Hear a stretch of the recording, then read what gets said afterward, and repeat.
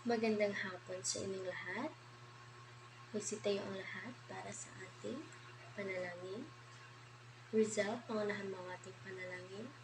Sa ngalan ng Ama, ng Anak, ng Espiritu Santo. Amen. Bago kayo umupo, pulutin muna ang mga basura na nasa ilalim ng inyong upuan at iayos ang inyong mga upuan. Bago natin simulan ang ating formal na klase, mayroon lamang ako 3 alituntunin na dapat niyong sundin. Ang una ay rumespeto sa guro at sa lahat ng kaklase. Okay, so dapat kayo ay magbigay respeto sa inyong guro at gayon din sa inyong mga kaklase. Ang pangalawa ay huwag maingay sa klase. Kapag ang guro ay nagsasalita sa harapan, ay huwag kayong makikipag-usap sa inyong katabi. Maliwanag ba? Magaling. Ang pangatlo ay itaas ang kanang kamay kung gusto niyo sumagot or kung may katanungan ba kayo patungkol sa ating klase. Maliwanag ba? Okay, at ngayon, lumako naman tayo sa pagtala ng mga lumiban. Kung tatawagin ko ang inyong pangalan, itaas lamang ang kanang kamay at sabihin, nandito po, ma'am. Maliwanag ba? Obligar Charlie, Angel Grace Garcia, Joralyn Dels Reyes. Okay, magaling dahil walang lumiban sa klase natin ngayon. Okay, at ngayon may mga larawan ako dito na ipapakita at nais kong hulaan nyo kung ano ang currency ng pera na ito at sa anong bansa ito nabibilang. Kung sino man ang maunang sumagot ay bibigyan ko ng 5 puntos. Itaas lamang ang inyong kanang kamay kung gusto nyo sumagot. Maliwanag ba? Okay, ang unang larawan ay ano ang larawan na ito? Okay, magaling. Ito ay ang currency nito ay yen at sa bansang Japan. Okay, tama ang iyong sagot. Ang pangalawa ay yes. Okay, magaling.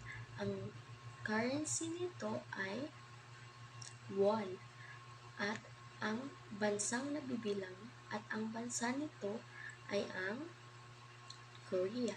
Ang pangatlo at panghuli ay yes. Okay, magaling. Ito ang peso na kung saang bansa ay Pilipinas. Okay. At ngayon, mayroon akong mga salita dito na kailangan nyo lang ubuhin. At ang mga salita na ito ay mga tinalakay na ninyo kahapon. May mga ilan na akong katanungan kung sino ang mauna. Itaas lamang ang kanang kamay at sabihin ano ang nabuo niyong sagot. Okay, so bibigyan ko kayo ng mga jumbled words at kailangan niyo itong buuin sa pamamagitan ng sa pamamagitan ako ay magbibigay ng tanong. Ang una, okay, so bago natin simulan, igrupo ko muna kayo or hahatiin ko muna kayo sa 2 grupo. Ito ang group 1 at ito naman ang group 2. Okay, maliwanag ba? Ang unang tanong ay, ano ang inyong tinalakay kahapon? Yes, group 1. Okay, tama. Ang sagot ay ang patakarang piskal? Ang pangalawang tanong ay, ano ang konsepto ng patakarang piskal? Ang dalawang konsepto nito. Yes, group 2. Okay, tama ang inyong sagot. Ito ay ang expansionary fiscal policy at contractionary fiscal policy. Okay, ngayon, dumako naman tayo sa ating aralin ngayong hapon. Ang ating tatalakayin ay patakarang pananalapi. Okay, so alamin muna natin kung ano ang konsepto ng pera. Pakibasa. Okay, maraming salamat. Ang salapi ay pera na ginagamit bilang pamalit sa produkto o serbisyo. Halimbawa na lamang nito ay kung gusto mong kumain o bumili ng tinapay ay mangangailangan talaga tayo ng pera or salapi. Okay, para sa inyo, bakit nga ba mahalaga ang pera? Yes, come. Okay, magaling. So, mahalaga ang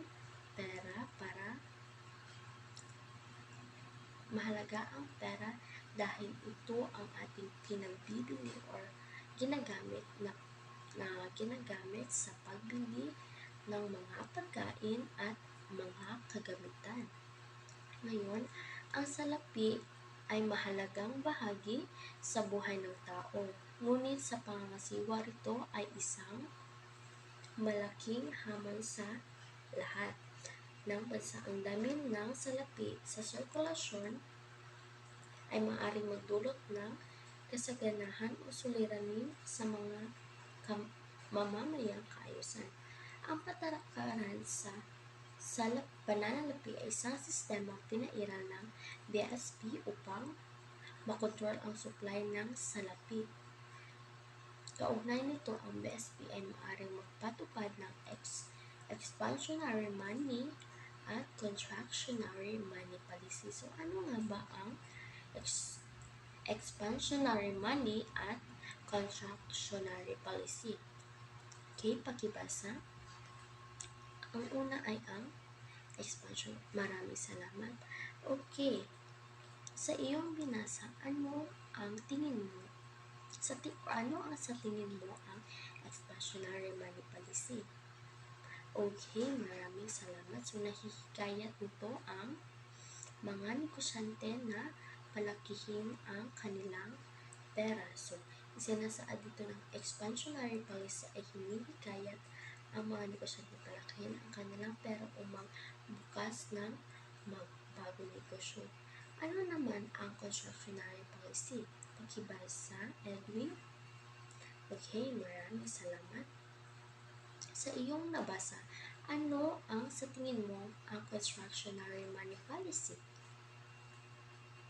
Okay, magaling. So, natutulungan nito mabawasan ang paggasta ng sambayanan. Kaya kung ang expansionary money policy ay naghihikayat, so ang contractionary money policy naman ay ang mabawasan naman ang paggasta ng mga sambayanan sa pagbabawas ng puhunan, nababawasan din ang production. Okay?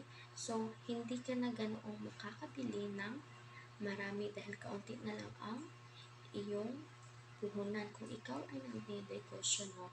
So, kung ikaw ay nagnegosyo, so, maaaring makakabili ka na lang ng iilan sa iyong negosyo at ang iyong production or ang iyong paninda ay nababawasan na.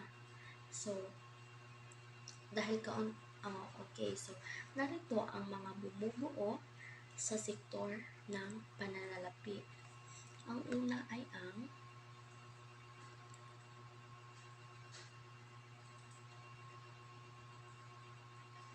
mga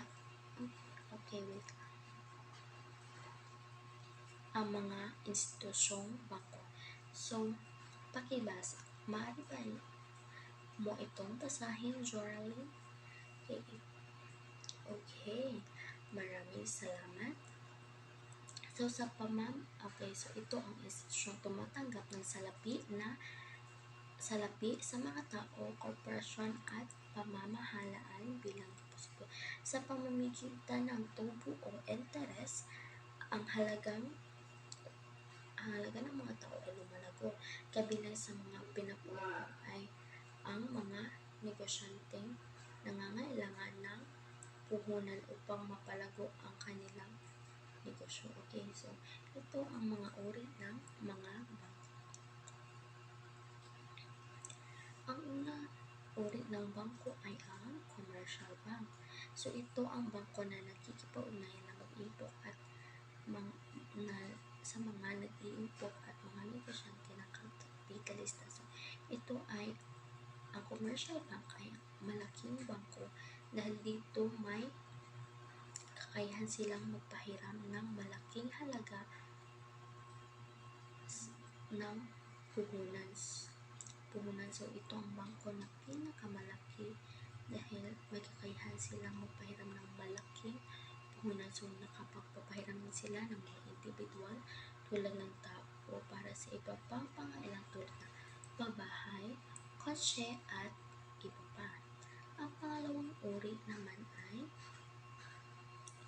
thrift banks. So ito ay hindi kalakihang bangko na kalimitang nagsisilbi sa mga maliit na negosyante. So, ang bahagi ng kanilang mga puhunan at deposito na tinatanggap ay pinapautang nila.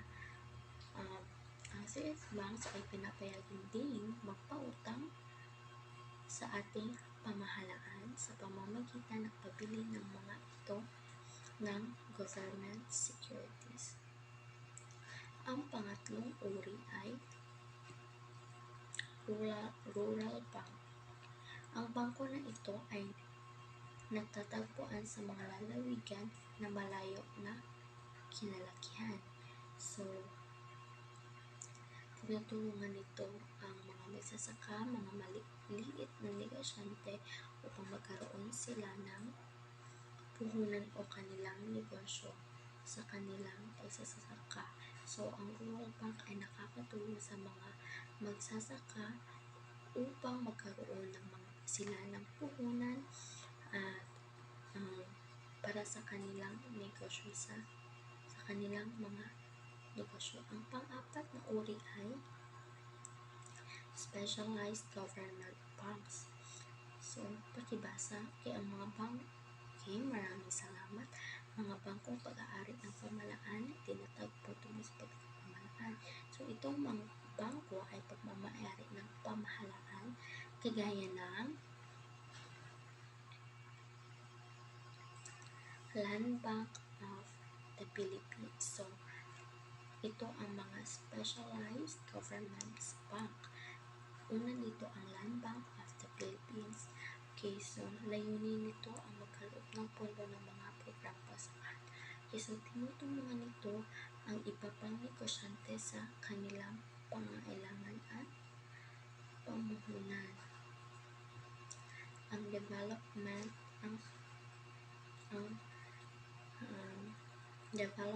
Bank of the Philippines. Ang layunin nito ay matustusan ang mga proyektong pangkaunlaran na sektor ng agrikultura at industriya. Kaya ang layunin nito ay upang matustusan ang mga proyektong pangkaunlaran kagaya na ng sektor ng agrikultura, pagsasaka, at iba pa or sa iba't ibang industriya. Ang pangatlo ay ang Al-Amanah Islamic Investment Bank of the Philippines. So, layunin nito na matulungan ang mga Pilipino Muslim na magkaroon ng puhunan at mapaunlad ang kanilang buhayan. So, ito ang Al-Amanah Islamic Investment Bank of the Philippines ay para sa mga Muslim. So, tinutulungan nito ang mga Muslim na magkaroon ng puhunan at para mapaunlad ang kanilang buhayan. Okay, so dumako naman tayo, dahil tapos na tayo sa uri ng mga bangko, dumako naman tayo sa institusyong hindi bangko. Ano nga ba ang institusyong hindi bangko? Okay, tumatanggap sila, ang mga di-institusyong bangko ay tumatanggap sila ng contribution mula sa mga kasapi. Ang kontribusyon na galing sa mga kasapi ay kanilang pinapalago at muling ibabalik sa pagdating naman ibabalik sa mga kasapi sa pagdating ng panahon upang ito ay makinabangan. Okay,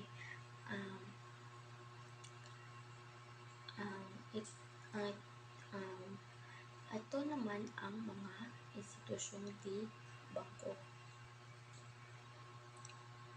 Ito ang mga institusyong hindi bangko. Ang kooperatiba, pakibasa. Okay, maraming salamat. So, ang mga kasapi sa isang kooperatiba ay nag-aambag ng puhunan at nakikibahagi sa tubo, pananagutan at iba pang benepisyo mula sa kooperatiba. Ang pangalawa ay ang pawn shop. Okay, pakibasa. Lemel. Okay, so ang pawn shop ay tinatag upang mapunta sa mga taong madalas nangangailangan ng pera at walang paraan makapalit sa bangko. Okay, ang pawn shop ay kadalasan itong kung ikaw ay may alahas na mamahalin ay pwede mo itong isanla sa pawn shop at babayaran ka nila. At kung may pera ka na, at kung sakaling nakakaluwag ka o may pera ka na, ay maaari mo itong kunin. Okay, sa ano ang halimbawa pa ng or ano ba ang mga halimbawa ng mga pawn shop dito sa ating lugar? Okay, magaling. Ito ang Palawan pawn shop. Okay, so kagaya ng sinabi ko, kapag ikaw ay nangangailangan ng pera ay maaari mo itong agad puntahan o isanla mo ang iyong mamahaling alahas. Okay, ang sunod ay pension funds. Ang government service insurance. Ang pension funds ay bahagi nito ang Government Service Insurance System RGSIS. So itong ahensya na bibigyan ng siguro or life insurance sa mga kawaning ahensya ng gobyerno. So ang buwan ng kontribusyon ng mga kasapi ng GSIS ay pinagsasama-sama at ang pondo ay nilalagay sa investment para kumita. Ang sunod ay ang Social System Development System or SSS. Ito ang nagkakaloob ng siguro sa mga manggagawa sa mga pribadong industriya at kumpanya. Okay, ang SSS ay kagaya na lang ng may mga trabaho kagaya na sa isang industriya ay kailangan mo talagang kumuha ng SSS at ang iyong ang iyong sweldo just like for example, if ikaw ay nagtatrabaho sa isang kumpanya, okay, so kailangan mo kumuha ng SSS at ang sweldo mo dito ay kanilang kukunan para sa SSS. Halimbawa, ang iyong sweldo taga-bulan is kanang 20 or 15K. So, part sa SSS, example lang is 1K ilaha. So ang imong limpyo dayon is 14,000. So mauna siya ang social security system. So tanan nga mga, or I don't know if tanan ba nga naitrabaho, but mostly nga nagtatrabaho sa mga mall and schools, I think is ginakuhaan yun na ang ilahang sweldo. Okay, ang sunod ay ang pagtulong sa kinabukasan, ikaw, bangko, industriya, at pag-ibig fund. Okay, ano nga ba ang pag-ibig fund? Ang pag-ibig fund ay itinatawag upang matulungan ang mga kasapi nito sa panahon ng kanilang pangailangan. Okay. Kagaya na lamang ang pag-ibig fund is just like the same, maragyapon siya sa SSS. Kagaya na lamang ikaroon. Okay, so same sila sa SSS, no? So after sa if na may mga emergency, okay, so pwede ka maka-loan ani, but in limit lang siya nga pag-loan. So kung dili ka pwede maka-loan o maka-utang o kwarta nga dako. Okay, for as ang mga registered companies ay mga kumpanyang rehistro sa komisyon sa palitan. Ang registered companies ay kailangan nilang magrehistro at magsumiti ng basic at additional na documentary or requirements at magbayad ng filing fee. Ang panglima ay ang pre-need companies. Okay, pakibasa, Angel. Okay, maraming salamat. Okay, so ang pre-need ay ito ang kumpanya o establishmento na rehistro sa SEC. Ito ay kontrata na kung saan ang mga tao ay pinagkalooban ng karampatang serbisyo sa taktang panahon. Ang paalala lang, ang mga pre-need companies ay hindi nagbebenta ng sunod kagaya ng insurance, life insurance, accident insurance, health insurance, at vehicle insurance. Okay, so ang pang-anim ay insurance. Okay, so ito ay rehistradong korporasyon sa SEC ay binabigyan ng karapatan ng komisyon ng siguro. Okay, so ang insurance company ay mga rehistradong korporasyon sa SIC. Okay, dito naman tayo sa mga regulator. Ang una ay ang Bangko Sentral ng Pilipinas. Okay, so BSP ay tinalaga bilang Central Monetary Authority ng bansa. Okay, so ito ang Central Monetary Authority ng bansa. Ito ang pangunahing institusyon na naglalayo mapanatili ang katatagan ng halaga ng bilin ng ating pananalapi. Ang pangalawa ay ang PDIC ay isangan ng pamahalaan na nagtataas ang magbibigay proteksyon sa mga depositor at tumutulong na mapanatiling matatag ang sistema ng pinansa ng bansa. Okay, marami ang layunin ng PDIC. So, tignan natin kung ano ang kanilang mga layunin. Okay, so pakibasa Ryan. Okay, maraming salamat. No, okay, no? So, ang PDIC ay sinusuri nila ang mga record sa mga deposito. Ang PDIC ang nagbabayad ng claim for insured deposit na hindi hihigit sa 500,000 bawat depositor. Ang pangalawang layunin nila ay assessment and collection. Ang assessment ay halagang binabayaran ng mga bangko masiguro ang kanilang liabilities. Ibinigay ng PDIC assessment dapat bayaran ng bangko. Okay, ang PDIC din ang nangongolekta ng assessment mula sa bangko.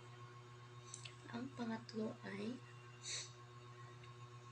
risk management. So, sinisagawa ng PDIC ang ganitong pagsusuri upang matiyak ang kalagayan ng bangko at makapagmungkahi ng karapatang lunas na kailangan. Sa ganitong paraan, maiiwasan na lumala ang suliranin ng bangko. Ang sunod ay ang bilang receiver at liquidator ng bangko. So, namamahala ng nagsarang bangko. Okay, ang PDIC ang itinatalaga ng batas na maaaring na maging receiver at liquidator ng nagsarang bangko. Okay, ang gawain ng PDIC bilang receiver na pamahalaan at ang mga record ng bangko sa pamamagitan ng pisikal na pagti-take over sa isinarang bangko. Ang pangalawa ay pagbenta ng ari-arian ng nagsarang bangko. Okay.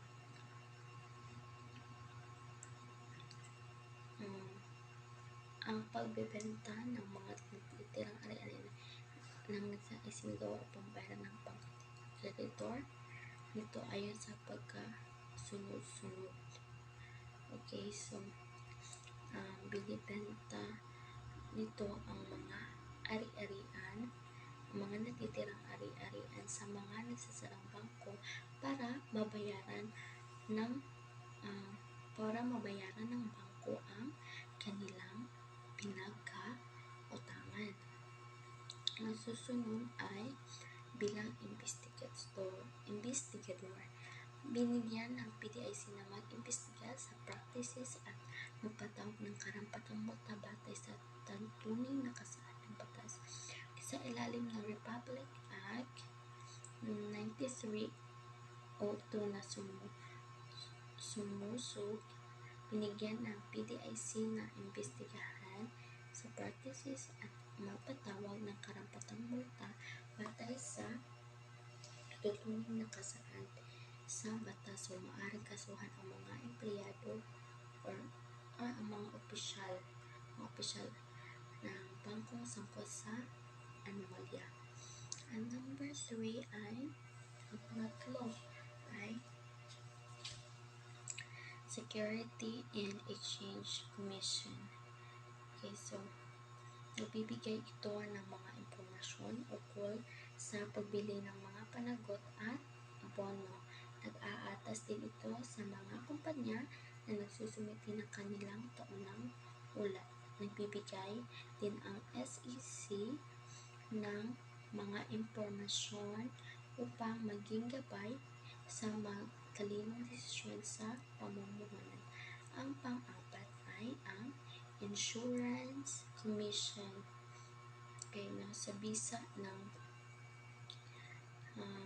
Presidential Decree Number 73 na ipinapatupad noong Nobyembre 20, 1972, ang AEC tinatag bilang ahensya ng mga ngasiwa at mamamatnubay sa negosyo ng pasiguro insurance business ayon sa itinalagang Insurance Code. Okay, yun lamang po at maraming salamat sa pagkikinig.